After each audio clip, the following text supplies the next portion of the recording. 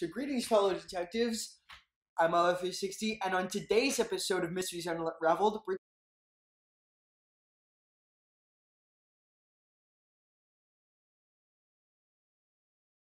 taking a look at John Wayne Gacey.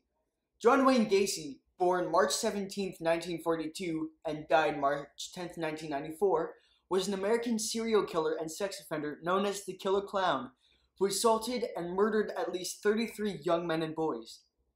Gacey regularly performed at children's hospitals and charitable events as Pogo the Clown or Patches the Clown, personas he devised. He was also active in his local community as a Democratic Party precinct captain and a building contractor. According to Gacey, he committed all of his murders inside his research house near Norridge, a village in Norwood Park Township, metropolitan Chicago, Illinois.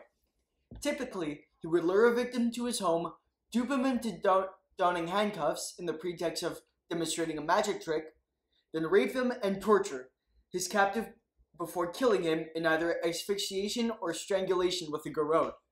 26 victims were buried in the crawl space of his home, and 3 others were buried elsewhere on his property. 4 were discarded in the Des Plaines River.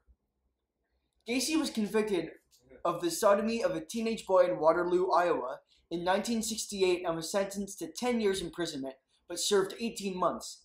He murdered his first victim in 1972, had murdered twice before by the end in 1975, and murdered at least 30 subsequent victims after his divorce from his second wife in 1976. The investigation into the disappearance of Des Plaines teenager Robert Peace led to Gacey's arrest on December 21st, 1978. His conviction for 33 murders by one individual then covered the most homicides in the United States legal history. Gacey was sentenced to death on March 13, 1980, on death row at Menard Correctional Center. He spent much of his time painting. He was executed by lethal injection at Stateville Correctional Center on May 10, 1994. And that just about wraps up this episode. Stay tuned for the next one. See you guys later.